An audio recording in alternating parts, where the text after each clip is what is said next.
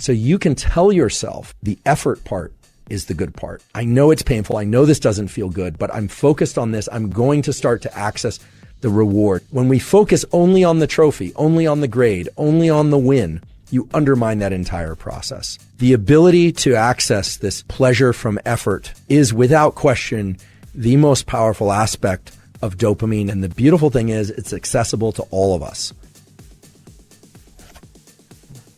Hard work is hard. Generally, most people don't like working hard. Some people do, but most people work hard in order to achieve some end goal. End goals are terrific and rewards are terrific, whether or not they are monetary, social, or any kind. However, working hard at something for sake of a reward that comes afterward can make the hard work much more challenging and make us much less likely to lean into hard work in the future. There's a classic experiment done actually at Stanford many years ago in which children in nursery school and kindergarten drew pictures. And they drew pictures because they like to draw.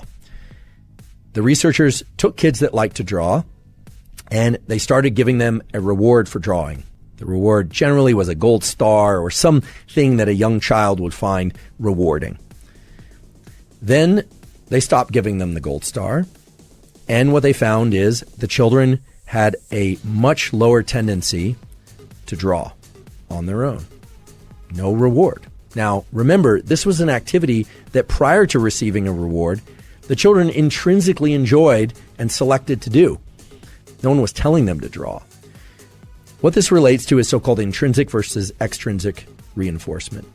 When we receive rewards, even if we give ourselves rewards for something, we tend to associate less pleasure with the actual activity itself that evoked the reward. If you get a peak in dopamine from a reward, it's going to lower your baseline, and the cognitive interpretation is that you didn't really do the activity because you enjoyed the activity, you did it for the reward. Now, this is the antithesis of growth mindset. My colleague at Stanford, Carol Dweck, as many of you know, has come up with this incredible theory and principle, and it actually goes beyond theory and principle, called growth mindset, which is this striving to be better, to be in this mindset of I'm not there yet, but striving itself is the end goal. And that, of course, delivers you to tremendous performance. It's been observed over and over and over again that people that have growth mindset end up performing very well because they're focused on the effort itself. And all of us can cultivate growth mindset. The neural mechanism of cultivating growth mindset involves learning to access the rewards from effort and doing.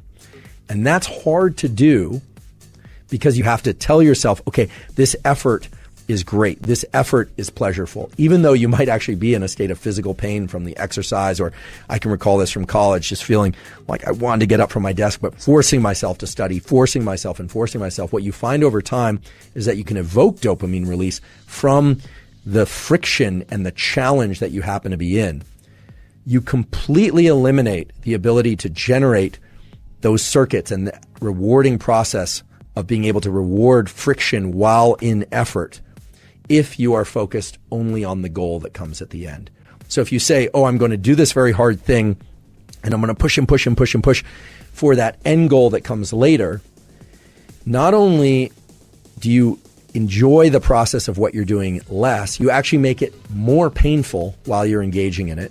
You make yourself less efficient at it because if you were able to access dopamine while in effort, dopamine has all these incredible properties of increasing the amount of energy in our body and in our mind, our ability to focus, but also you are undermining your ability to lean back into that activity the next time. The next time you need twice as much coffee and 3 times as much loud music and 4 times as much energy drink and the social connection just to get out the door in order to do the run or to study.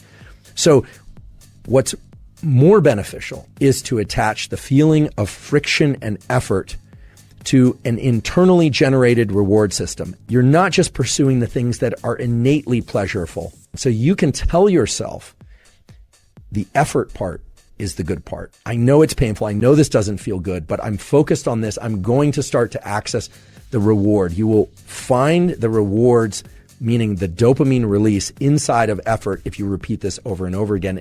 And what's beautiful about it is that it starts to become reflexive for all types of effort. When we focus only on the trophy, only on the grade, only on the win as the reward, you undermine that entire process. So how do you do this? You do this in those moments of the most intense friction.